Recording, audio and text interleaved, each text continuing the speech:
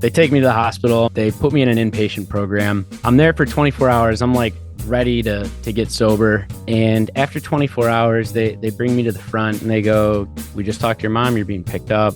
Your insurance can't cover it and you guys can't pay for this. So you got to go. This is a bummer. So she picked me up, brought me home, and I sat in my room that night. And man, I just cried all night.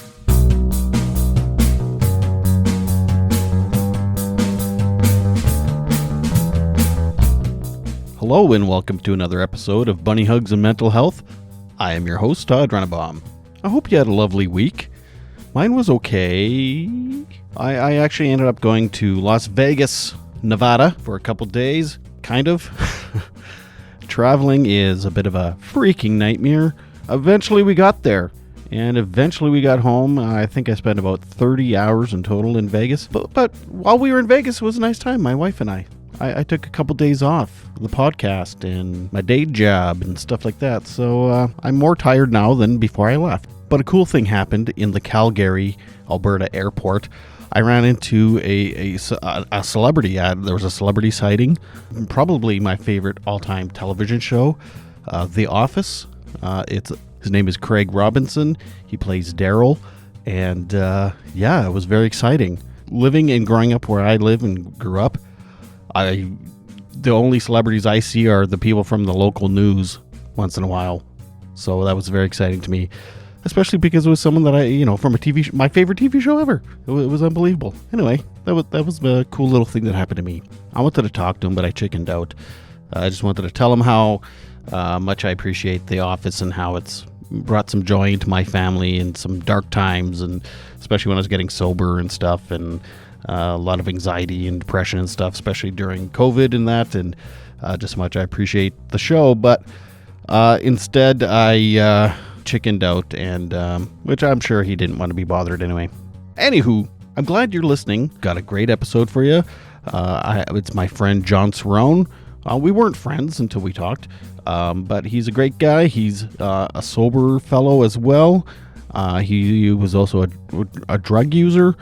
I think that was mostly his problem, was the drugs. And he's also got his own podcast. It's called Feel Free Podcast. Jon is also an author, and he's just come out with his new book called Parables, Musings from an Addict on the Journey Towards Wholeness. So you can check that out. And also next week, I am speaking with Xani. She's the host of a podcast and a YouTube show. She's the host of BPD Bunch, which is borderline personality disorder. So I talk with her and she talks with me about borderline personality disorder. She also has ADHD, and we talked a little bit about that as well. So stay tuned for that next week.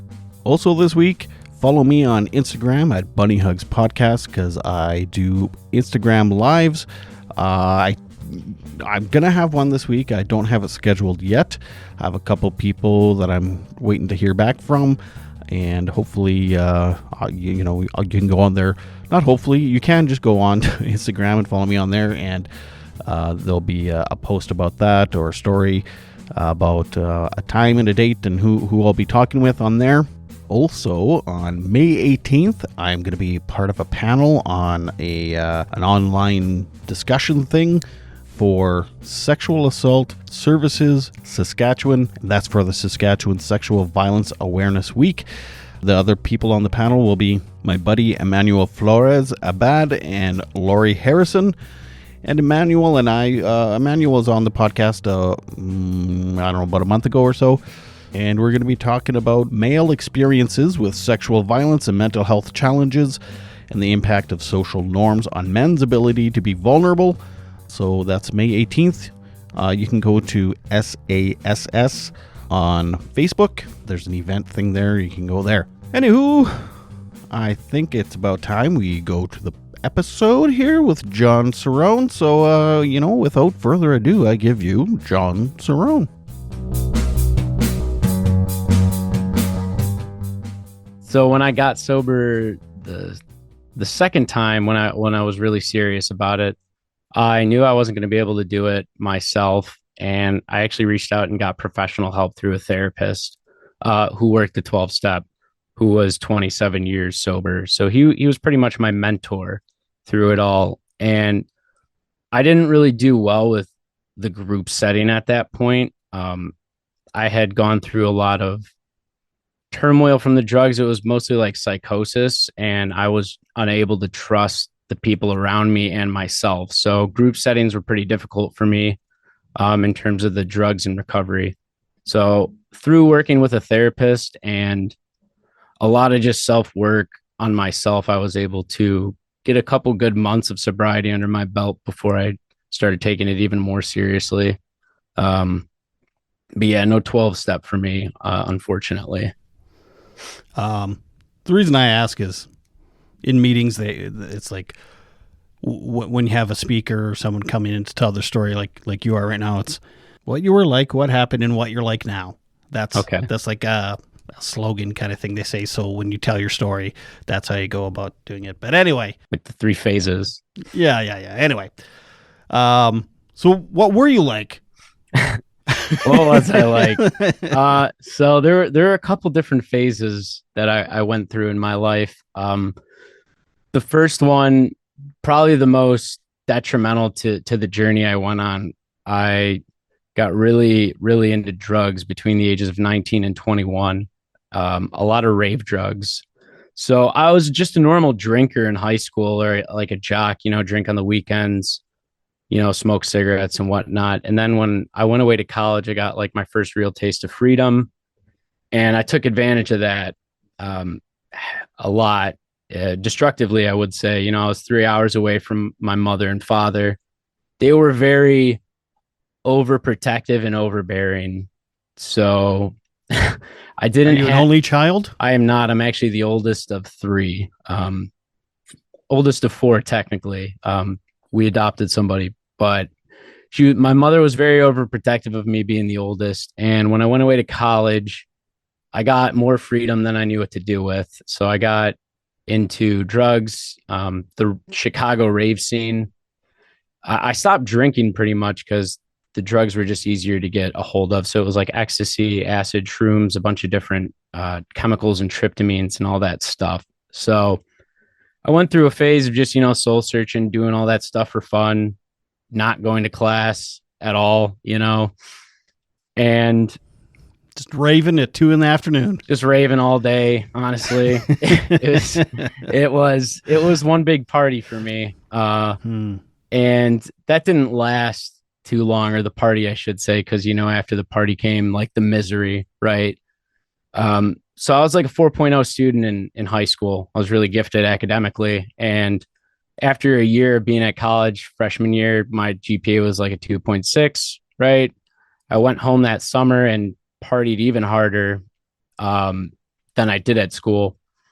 By the time I went back sophomore year, I was on academic probation with my grades, and I wasn't going to class at all that time.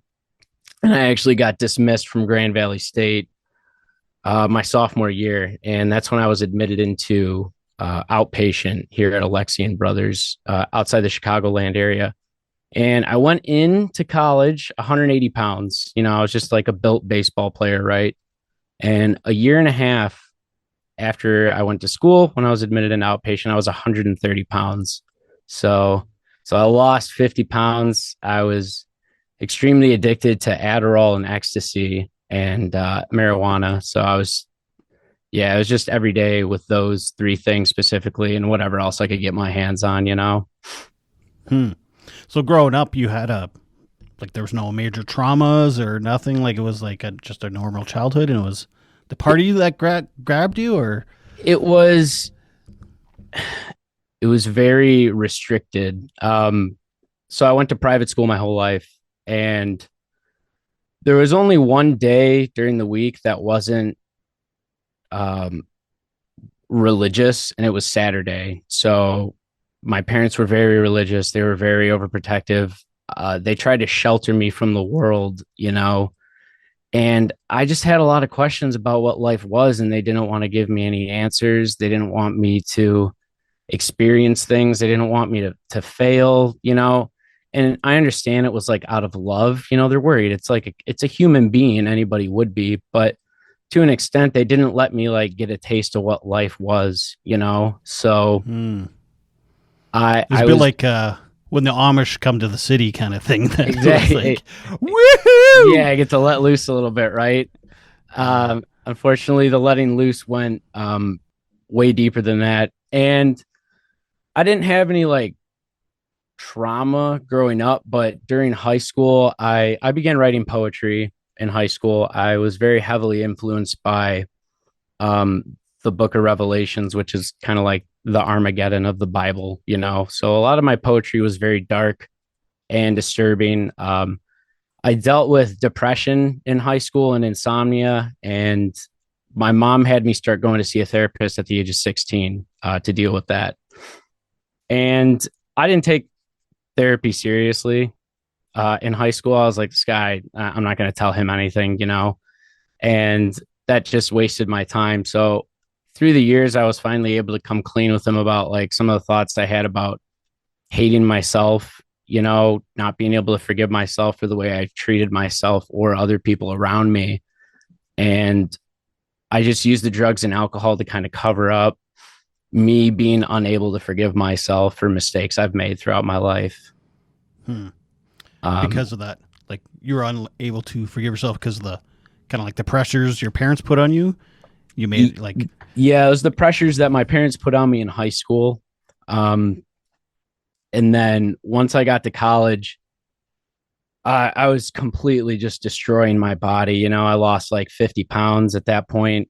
Um, I was angry at that time too. I was almost like mad at my parents for I felt like they had lied to me, my whole life. And then I was like starting to get mad at the educational system, mass media, the government. Like I was in full blown conspiracy mode, honestly, with like taking all the drugs. And when I was admitted into outpatient, I was diagnosed with psychosis. I was completely detached. I didn't even like want to be called John anymore. what do you want to be called? I wanted to be called evil. The word love spelled backwards. So I was having this weird Oh, infatuation with like the mirror, on like a bunch of drugs and stuff.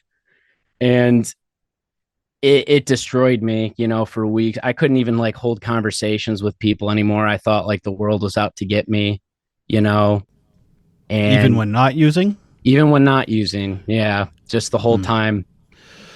You said you didn't have trauma, but I mean, living in that kind of oppressed kind of environment is a trauma, really. I I didn't like viewing it as a trauma because I always tried to look at it like they only meant well for me, and I didn't want to blame Yeah.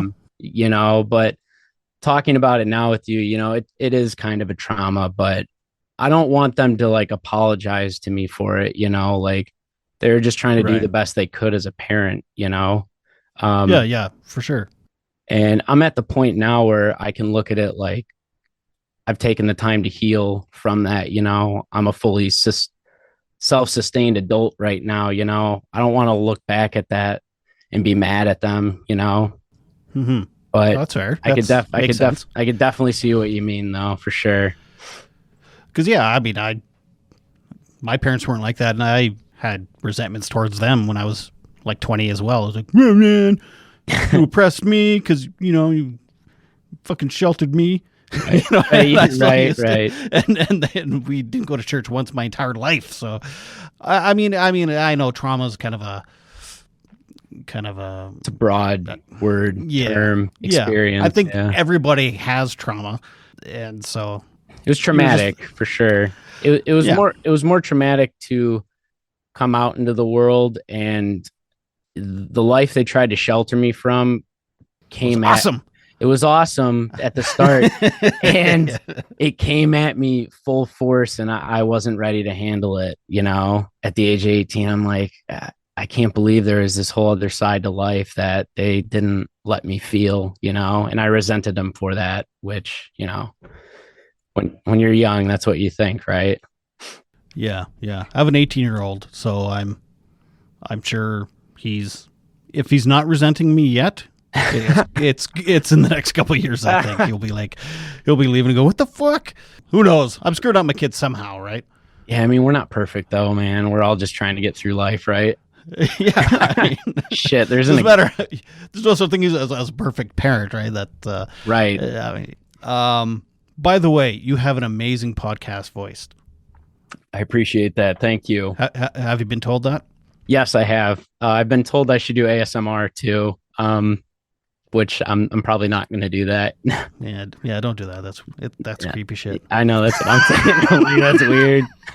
Not doing it. So I actually was trying to be an amateur rapper at the time where I was going through all of this psychosis and stuff. So all of these mics and practicing with my voice, my singing and stuff was actually something I had taken up as a hobby. During psychotic episodes. During psychotic episodes, yeah, exactly. So that's where I get the podcast voice from. So you trained your voice to be like that? Yeah, a little bit, yeah. Ah, weird. It's just stuck now. Right. Yes. Fuck. Our brains are so weird, eh? They're so malleable. You can actually It's all practice, man. Honestly. Huh.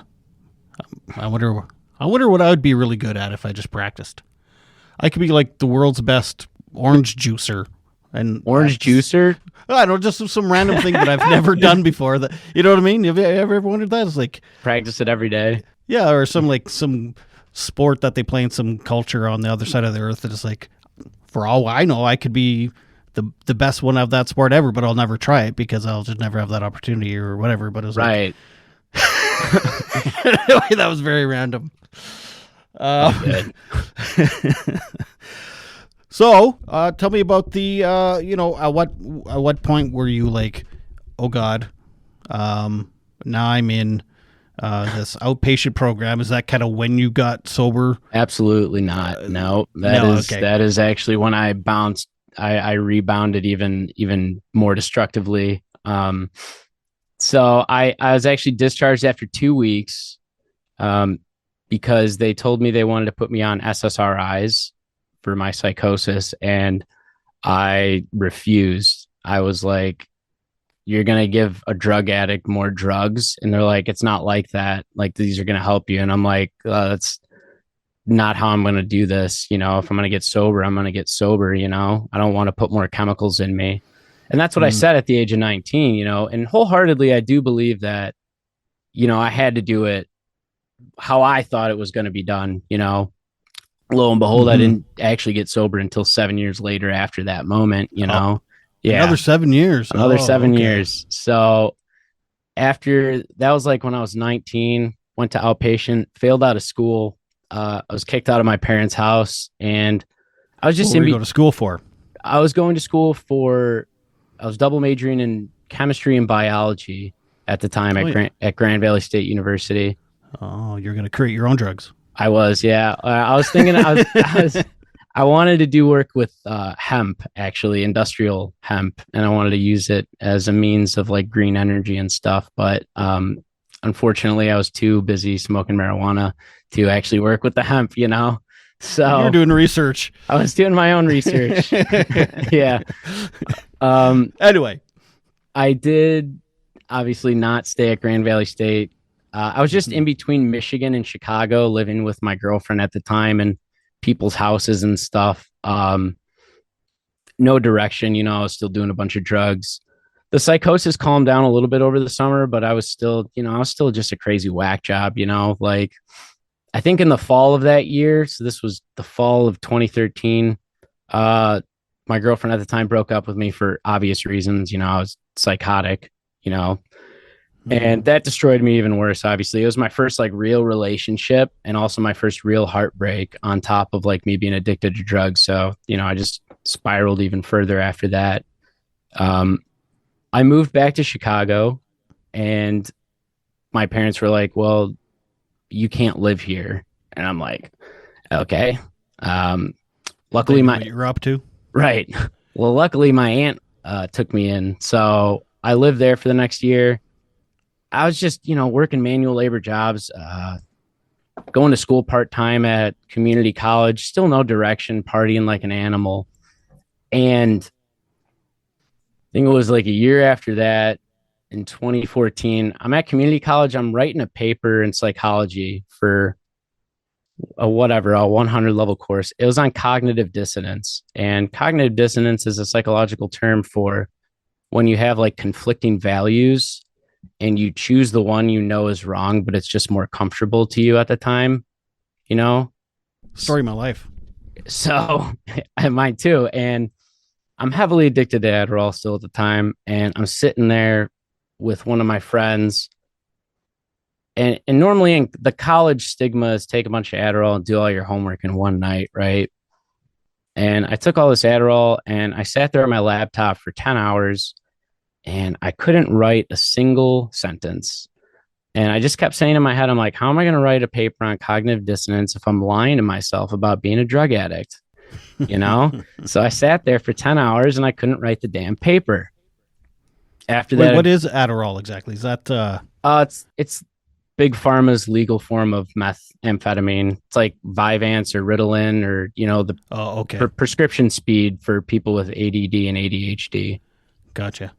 I'm on Concerta. It just started. Gotcha. But yeah, I couldn't write that damn paper and I called my mom that morning and I'm like, I'm not well. I need to go to the hospital or I need to go to inpatient because I'm a drug addict, and she's crying obviously. And they take me to the hospital. I'm there. They put me in an inpatient program. I'm there for 24 hours. I'm like ready to get sober. And after 24 hours, they bring me to the front. And my family was going through a lot of financial difficulties at the time. A couple of businesses were going bankrupt and stuff, and fighting amongst family businesses, And after 24 hours, they called me to the front and they go, we just talked to your mom. You're being picked up. Your insurance can't cover it, and you guys can't pay for this. So you got to go. And I'm like, oh man, this is a bummer. So she picked me up, brought me home, and I sat in my room that night. And man, I just cried all night. I was like, even when I wanted to like get help, the universe just kind of told me that I don't get it. And I was just furious after I was done crying. And I'm like, you know what? Then I'm going to have to do this. Right. So the next 6 months, I got stone cold sober, like from everything. And I aced all my courses at community college. I got readmitted back into Grand Valley State University, completely turned my whole life around in like 6 months, just like strong armed the whole thing and completely changed who I was. And that was back in 2015. And So, were you seeing the psychologist then, or uh, therapist then? the mentor, not at Yeah. the time. Oh. The mentor I saw or see right now, the one who's worked the program for 27 years, he actually didn't come around until 2019. Oh. Okay. So, I was still seeing my other therapist at the time, though. I stayed sober for 6 months and I was doing so good in life that I was just like, I wanted to be like everybody else. Everybody else just kept telling me for years. And even to this day, through my 8 years of substance abuse, they're like, oh, you just got to use moderation. I can't stand that word. It doesn't, if you're an alcoholic or a drug addict, there's no such thing as moderation, in my opinion. That word doesn't, It's all or nothing, baby. it's all or nothing. I'm 0 to 100 all the time. So at the time, I was like, you know what? I can start drinking and smoking weed occasionally, and I'm going to just try and keep it under control. And I go back to Grand Valley State for that fall in 2015. I'm there for 2 years. I'm on the dean's list. I'm acing all my courses. I'm really healthy, and I'm partying occasionally too. In moderation. In moderation. um, and to me, that the reasoning I was doing so good in school and stuff was like, oh, it's okay for me to party and stuff, but there wasn't anything bad that had happened in my life yet, and this is when bad things started happening. I had a couple altercations with men and women sexually that definitely did a number on me, and something I tried sweeping under the rug for a really long time. I had As an adult, like during your addiction, this stuff happened? Yeah, Okay. definitely some decisions that I made, if you play with fire, you're going to get burned, right? You're just not ready for it. And I had lost a buddy who overdosed on heroin. Next thing you know, a family member dies. The Mm. other, it was just a whole maelstrom of stuff happening. And that's when, the only coping mechanism I had at the time was like drinking and smoking. No matter how many good months or years I had drinking and being a productive human, it just all went to shit after a couple really bad instances. And it rewired my brain to latch on to misery like that. So in the fall of 2017, after everything, I didn't get dismissed from Grand Valley by bad grades this time. I actually left for mental health reasons. I'm like, I can't be here anymore. I'm not going to be able to finish this degree. I have to go home to Chicago. And my mom took me back, and it was almost like, it was like deja vu for me. It wasn't like I was psychotic like the first time, but I was just as defeated this time around. Mm-hmm. And when I came back, uh, I was just a full blown alcoholic at that point. So the first stint I had with addiction, it was all really hard drugs, ecstasy, acid, shrooms, Adderall, and stuff. The second time around that destroyed me, it was alcohol and cocaine. I was drinking probably a fifth of whiskey a day for a Mm. year, and just getting my hands on weed and cocaine, and I was just destroying myself for the next year and a half after that. Um, Still in and out of community colleges, different dead end jobs. No real direction in life at that point. Mm-hmm.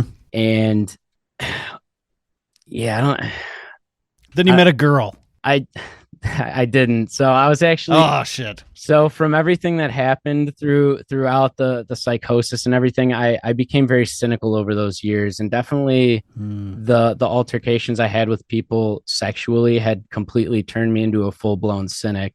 So I didn't trust girl or boy for any type of love or lust or anything like that. I had completely closed myself off to the world. Um, so no, unfortunately, a girl didn't come to save the day at that point. I am a hopeless romantic, so I was actually waiting for that, and it just never came around for me. Um, No girls are coming to me while I'm drunk and high and when I'm destroying my life, right? Why doesn't anyone want to be around me? Well, we never actually put two and two together with that. And let's see, it was a year and a half of being uh, really wasted all the time, and the reason why that went on for so long, I wanted to make this point. Like when I was doing a lot of drugs and stuff, people notice a difference with you. Then you either lose a lot of weight, especially when you're messing with like different tryptamines and speed. Like you're a freak. And society now, they look at you. If you go to school, you get all right grades, and you pay your bills, you can come home and have a couple beers. You can get really wasted on the weekends. Society's like, that's socially acceptable. And that was a really bad thought I had for that year and a half. I'm like, well, as long as I do the bare minimum and get drunk, well, my parents aren't going to be mad at me. They would rather me drink than do drugs. And well, everybody's out here drinking and getting really messed up. So I guess that's the thing to do. That's not how you get closer to like loving yourself or forgiving yourself. So I use the alcohol as a crutch and an excuse for that. And it was in May of 2019 that I was like laying on the floor of my apartment, just in a pile of vomit and spit, as usual. That's how I was waking up for a couple months now. And I was like, I gotta make a change. This is ridiculous. This isn't gonna be like, oh, I'm gonna get sober for a little bit. Like I actually need help. And I think when I get sober this time, that's it. There's no going back. I've been trying to learn how to moderate myself for 8 years. Like everybody says, I've been trying to be like everyone, and I just can't. I just can't do it. And I just had to come to that realization that I'm not like everybody else. It was really difficult, but I'm coming up on 4 years sober now here in May. So it definitely turned around at that point. And that's when I started seeing my mentor at the time. well, congratulations on 4 years. Appreciate it. Thank you. Yeah. So That's pretty amazing. It took. I don't know if I would have quit with my own perspective. To be honest with you, it was like I basically was like given ultimatums and that's kind of what got me. I was wanting change, but I didn't know how. And then, so it was like the ultimatum was kind of the kicker. So they say you shouldn't get sober for other people or for other reasons other than because you want to, which I don't know if I believe or not, but I was given this ultimatum. So it was for both really. It was like I wanted to change and I didn't know how. So that ultimatum ultimately got the ball rolling. You're still seeing your mentor? Like it's still a regular thing? So for the first 3 years, it was a regular thing. For the first year, it was every single week I would go and see him, year 2 and 3, it was every other week. And I just stopped seeing him regularly a couple months ago, but we still chat. And when I do need to see him, I can hit him up. I just got rid of my slot with him, money gets tight, and it's life. Right. I did join a new sober group though that meets once a month and plays board games though. So I will be hitting those people up too. So, my brother's also sober. He doesn't work the program. He's just addicted to running, so. Right. So what'd your younger siblings think? Were you a bad influence on them or were they like, or was it, you were a good influence or like, holy shit, I don't want to be like Jon? So my brother fought his own demons with alcoholism and drugs and stuff. Our sister, not so much. She didn't get involved with the drugs and stuff. She was mostly just like a normal college sorority girl, and we had adopted our sister. She's probably like 11 years younger than me, and she doesn't party like that now. So she probably did see her older brother do the things he did, and it was never a bad influence, like telling my siblings they got to do this and that, If they came to me with questions, I gave them answers, but I never like coerced them into doing it. And my brother was 12 months younger than me. He is just he is a grown man, he makes his own friggin' decisions, just like me. But we were both in our own type of hell around the same time, actually. So was his like he partied too? Like it was the same story, same shit, different pile, kind of? I went a little harder on the psychedelics and the rave culture drugs. His choice was marijuana and alcohol. Those were his two things. But do you think it was the same, like your parents, keeping the doors, that same lifestyle that he grew up in, and then he got moved out and was like, woohoo. He did have a little bit of that. Yeah, definitely the same situation like that. Another thing that affected my brother though was he was a very gifted athlete, and I think it crushed him when he might have found out he wasn't going to go pro, or like he just couldn't find his footing to be a professional athlete, and that kind of hurt his pride, but then also like the home life of being really sheltered. My sister went through something similar as well, but not with the drugs. Right. I think most kids, I shouldn't say that, I don't know, most kids I knew anyway, most people my age kind of went through a good party session of party life phase. once then they're like. And it's interesting when you see some of them stop, and then like myself, I just kind of kept going, and then it turned into this ugly. It was no longer a party; it was me drinking and smoking pot in my garage by myself every night. Right. It wasn't a party anymore. I was like, how'd they stop? How'd they do that? What the hell? Anyway, they're just different. They can stop when they wanted. Yeah, it's weird. It's weird how people can do that. It's like, you're just having one drink? What's the point? I never understood that concept. It just flew over my head when someone said that. That was when I was like deep drinking too. And they go, yeah, I'm only going to have one tonight. I'm like, there's no way I could do that. I don't, to this day, I don't get it. It's like, what is the point? Right. Don't sit there and tell me it tastes good. I'm not going to believe that either, So do you find the podcast and talking to other people and stuff, that's kind of a support as well, and a bit of a kind of keeps you on the right track? Absolutely. Yeah, and that just started probably 6 or 7 months ago doing the podcast. My writing is really what kept me sober through it all. And actually, it was funny that you said you had ultimatums when you got sober. I had given myself ultimatums too, and it's actually throughout my book and in different portions of it. I'm very obsessed with the idea of dreams, or not like dreams you have when you sleep, but like chasing your Hmm. dreams, like goals, like ambitions, like what you're destined to do. And to me, I gave myself the ultimatum. It's like, you're never going to live a healthy, happy life. You are never going to be able to attain your dreams if you keep using drugs. It's just not going to happen. So you're going to Hmm. just sit here in this apartment all miserable, pissing and moaning that life ain't working out the way you want it to.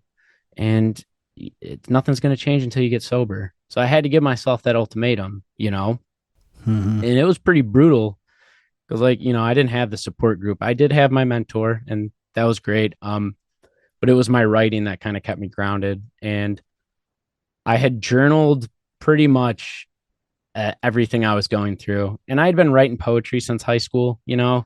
And when I got into college, I started dabbling with philosophy and writing short essays and stuff. So the 2 years leading up to me getting sober to where I'm at now, so 2017 to 2019, there was a lot of writing.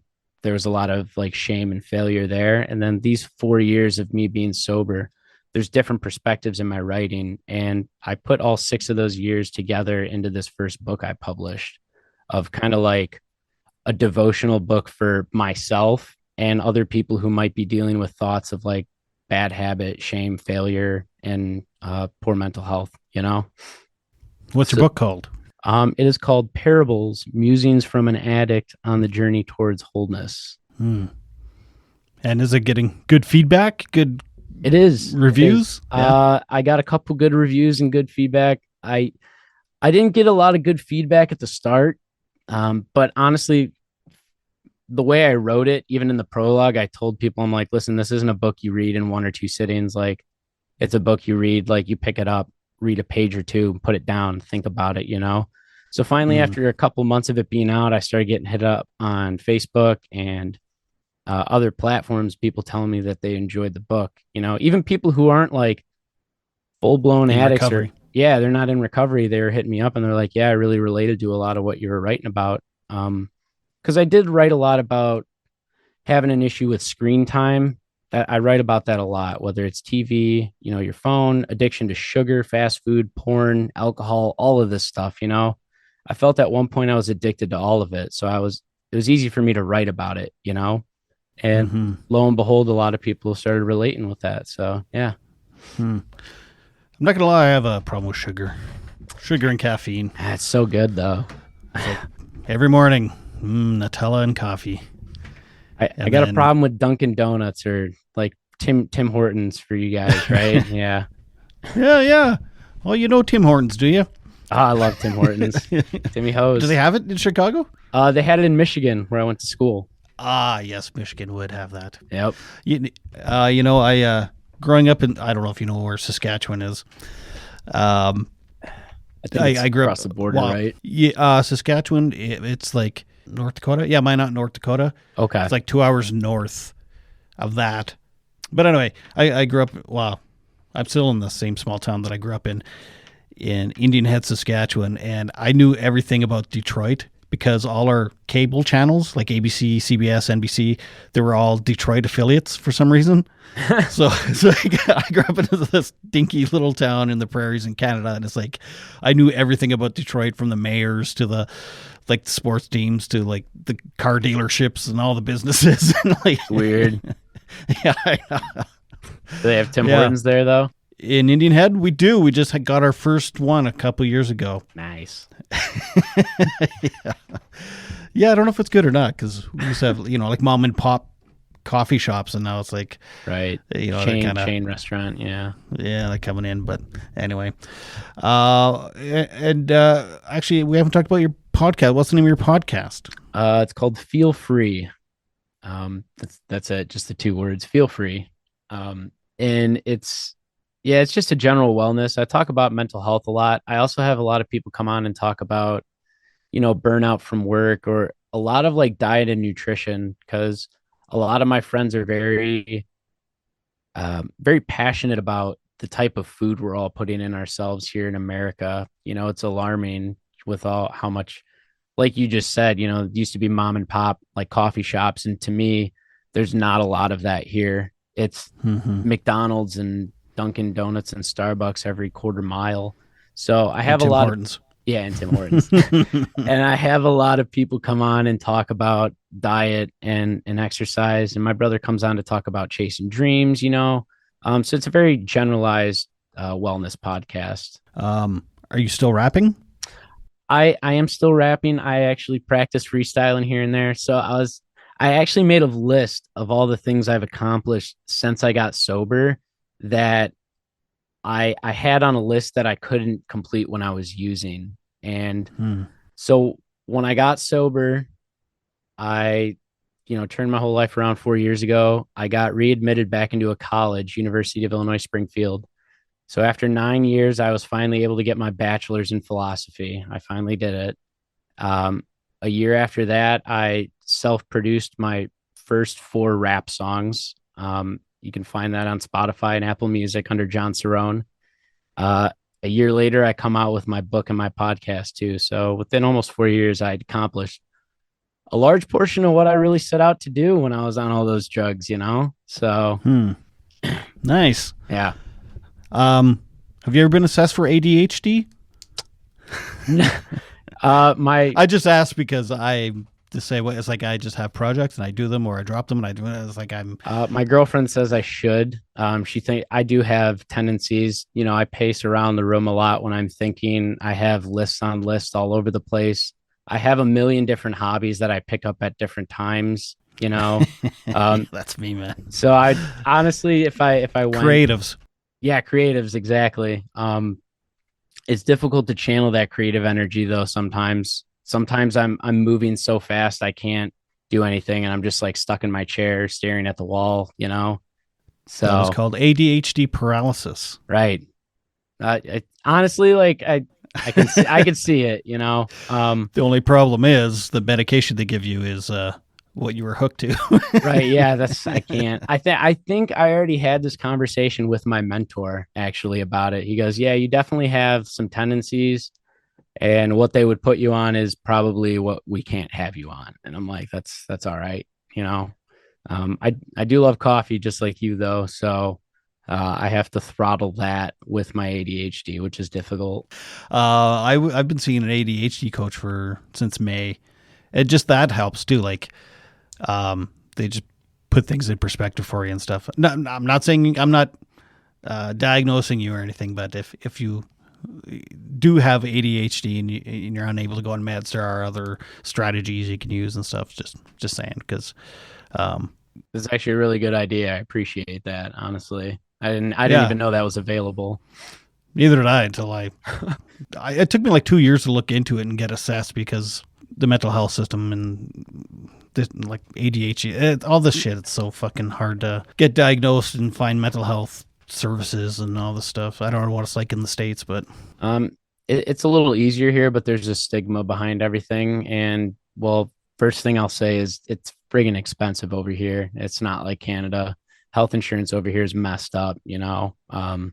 Everything's expensive. That's pretty much one of the reasons it deters so many people from getting the mental health help they need here is probably due to the money, honestly. right. Yeah. I spent about 2 or 3 weeks in the hospital detoxing, and then I went a month, 28-day treatment, and it was all just covered. Like the government covered it all. So like it didn't cost me a dime. Damn. But there might be more waiting lists, like a longer waiting list than it would be in the States and stuff. Like, so, I mean, there's pros and cons, Right. but ultimately I didn't have to pay anything and I'm better. Yeah. So that's pretty much So, all that matters right there. Yeah. Because I like there are private treatment centers and stuff in Canada too if you have the money, but it's like $30,000. Like it's just fucking insane. I'm like, Jesus, that's what I paid my first house for was $35,000. Like, Yeah, good Lord. that's a large sum of money right there. Yeah, You could have your own album for that. I was gonna say, yeah, have Your own studio. somebody produce that for me. I wish. I do still dabble in music.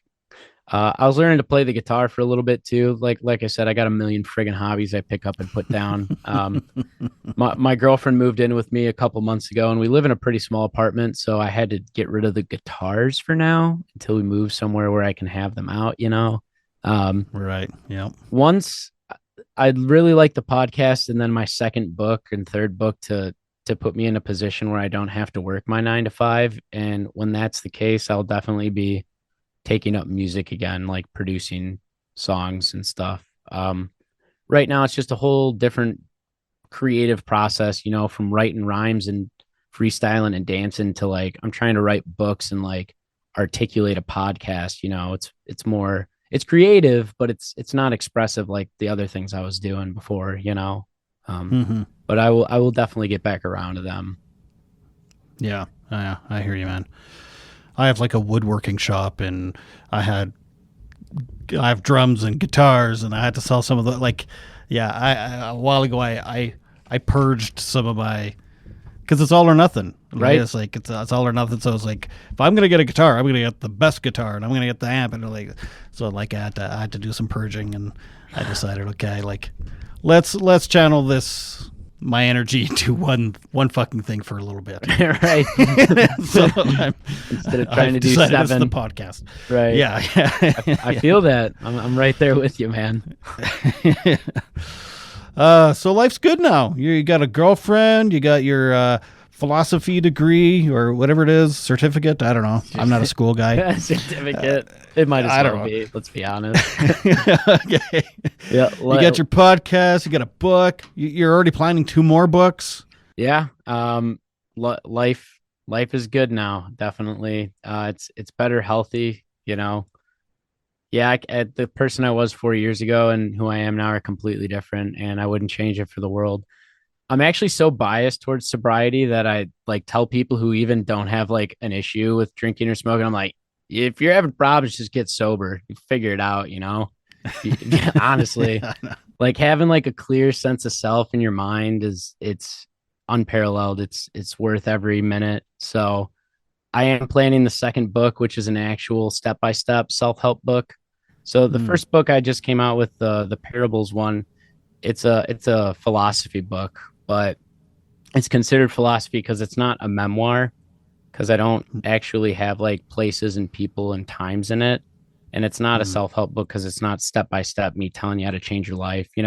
It's mostly like little short essays about what it is to go through recovery and chase your dreams. The second book is an actual step-by-step self-help book where I kind of lay out how I got rid of all my really bad habits and then instilled really good habits at the same time over the course of 3 years. So that's the next one I'll be working on. What's your third one? The third one is poetry. So I was actually going to throw a poetry one in the mix, but that one wasn't going to be planned. The third one was actually going to be just a flat out philosophy book where I write a little bit about society, religion, mass media. I wanted to talk about topics that encompass the masses. The first 2 books were kind of like for the individual person, and I wanted to do the third book as kind of like all encompassing for all people, or the system we live in. Buddhism, right? No, dudism. Dudism. Is that what it's called? Yeah, that's from the movie. There goes my brain. The Dude. The Big Lebowski. Yes, Big Lebowski. Yeah. Dudism. Yeah, Yep. that's like a religion based on that character in the movie and stuff. Religion or philosophy? Hey, what's the difference, man? Between religion and philosophy? Yeah, let's get deep, bro. Teach me. Philosophy. Is there a difference? Yeah, absolutely. Okay. I think philosophy is like the art of thinking, but you can apply philosophy to any different subject. Religion is definitely like a select set beliefs about a certain like spirituality. Definitely, you can apply philosophy, like the philosophy of basket weaving, or the philosophy of laying cement. You can put that word in front of everything. So it's like the Philosophy, philosophy of Catholicism, Catholicism. the philosophy of religion, the philosophy Yeah, of okay. science, political science. Yeah, it gets boring once we start doing that, you know. The religion of philosophy. The religion of philosophy. I don't Like, wait, you might be onto something. know. Man, we should smoke some joints. Yeah. Get even deeper, right? I'm not gonna lie, I totally miss weed. Yeah. But I play the tape forward, as they say, and it'd be like, oh man, I'd get high and I'd have a blast, and then 6 months later, I'm in treatment again. Right. Yeah. Yeah. I've played this out with my mentor a million times. He goes, yeah, it could work for the first like week, but you know exactly where you're gonna be in 6 months. And I'm like, yeah, I'll be in hell again. So Yeah, I'll have another ultimatum. right. Another defining moment in my life. I just don't think my soul can handle it again though. So we're gonna stay sober. Yeah, man, I hear you. So the problem with that must have been hell getting sober during COVID, because like everybody was turning into addicts during Man. COVID. You're like the reverse. I was, yeah. So I had around 8 months of sobriety under my belt at the time when the pandemic hit, and honestly, it did a lot of good for me. Actually, when I was hunkered down here back in March, and I was like, I'm gonna put 20 pounds of muscle on. I'm gonna get in some ridiculous good shape instead. And I just like kind of did push-ups and brought weights here and got really shredded. So yeah, still stayed sober through it. Played a lot of video games, so I didn't I didn't crumble in that sense. Luckily, and people thought I was crazy at meetings. So I did go to meetings for the first 6 months. I went sporadically, and the first meeting I went to was actually after 6 months of being sober. I walked into my first meeting, and when I got there, it was a key tag meeting where they give out the little keychains, right? Oh yeah. And they were asking like different times and stuff, and nobody knows me, right? And then they said 6 months, and I like raised my hand, and like the other 8 people in the room like looked at me. They're like, "Why is he at 6 months? Like, we haven't seen him at any meetings in the area." And so they asked like how I did it, and I just told them I like strong armed the whole thing, played a lot of video games and whatnot. And I didn't keep going after that. What happened? What was your original question? I think I just had an ADHD moment. Just about trying to get sober in the pandemic. Right. Yeah, I went to meetings to start, but it just didn't really vibe with me. And I just hunkered down here instead. Obviously still seeing my mentor and stuff. Well, then meetings would have been shut down because of COVID. Right. So it didn't really affect me too much. The one saving grace. Oh, this is what I was trying to say. When we would share stories at NA, people would say how they like got rid of all their friends in their life, that still used and stuff. And to this day, like there were a couple people that had to leave my life, but I'll be honest, like 90% of the people are still in my life. Like even friends that like use weed or like drugs in general, family members and stuff, they've all been so supportive of me. And when I went through everything I went through with the psychosis, they all like still believed that I would come back, and I can't like leave people like that, like those are some real genuine people. And nobody's ever asked me if I wanted to smoke or drink ever since that day that I said I was going to get sober. No one was like, you want to do this or that? Like nobody even asked after that. They like literally like saw all the good things I did with my life, and they're like, this guy's not bullshitting anymore, like why would we ask him that? So I was very thankful to have a support group who wasn't sober but was still very supportive of my sobriety. Right. Yeah. For the most part, the same goes for me. I mean, by the time I got sober, I was literally just drinking and using in my garage by myself anyway. So Right. I was the bad influence in the group, right? Like if I was in a group. So I was like, yeah, they do say get rid of your playmates, play things, and play places. So you can't hang out at bars anymore. You can't do God, that. no. And I mean, it's totally true for a lot of people, but No, I mean, initially the first like month or two, like if people are like, hey, we're going here, we're going to so and so's house, I'm like, I'm not going. I'm not ready for that yet. There are instances like at the start where I'm like, I don't trust myself, but slowly but surely, I'm like, yeah, I'm strong enough to be around this. I don't need it. So, but yeah, at the start, definitely not. Yeah, I actually haven't been to a meeting since 2019. Okay. Since COVID, since they got shut down they shut down during COVID, and then they never opened up again in my small town, and I haven't really been back. And but I did need them in early sobriety, but I don't know. Everybody's different, right? That's the thing. It's right. Like, I feel fine without them. Some people need them every couple days for 20 years, whatever. Right. It doesn't matter. Whatever works for you, man. I mean, you're coming up on 6 years now, right? You're 6 years sober? 6 years. I was 6 years in November. Dang, Congratulations. Yeah, That's thanks, awesome. man. You're coming up on 7 soon. Yeah. It's and people, like in early recovery, they say it gets easier and stuff, and it's like you're fucking white knuckling it the first couple of years, and you don't. It's like bullshit. I don't know how it gets easier, but it's like not even a thing for me now. Like I do miss smoking weed or whatever, but like I don't like sweat. I don't sit there sweating, craving it. It'd just be like, it's more like a fantasy nothing. For a moment. You're like, oh, that would be nice, and then it's gone. You're like, oh, yeah. Like I said, man, I just look at how great my life is right now without it, and I'm never going back.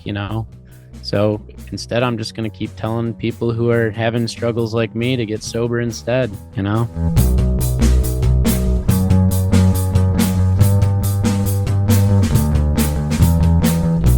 Thank you so much, Jon, for that. Go on Instagram, Jon Cerone. It's JonCerone. Follow him there. Follow the podcast. Buy his book, and just be, supportive of a wonderful guy. Anyway, thanks again for that. And you never know, maybe I'll make an appearance on his podcast sometime. And while you're listening to his podcast, why don't you rate and review it? And while you're listening to this one, why not rate and review it? It helps people find the podcast. So why not help people that are looking for mental health podcasts to find this one? I think it's lovely. And I got amazing guests that share and are vulnerable and open. I get all types of feedback all the time from people that appreciate my guests, appreciate the topics we talk about, and the vulnerability and the candidness of our discussions. And lots of people get help relating to or understanding maybe a loved one that's going through a similar thing. So I don't like asking for help very often, but if you do want to help the podcast and help other people, then please rate and review the podcast. I dare you to even share some stuff you see on Facebook or on Instagram, and that'd be top notch of you. To find the podcast on Facebook, it's just Bunny Hugs and Mental Health. If you want to follow on TikTok, it's Bunny Hug Podcast, and Instagram Bunny Hug Podcast. That's it for this week. Thank you so much for listening. Thanks again, Jon. And I hope to see you next week when we talk to Zanny about borderline personality disorder. So until then, please remember to make your beds and take your meds. Bye.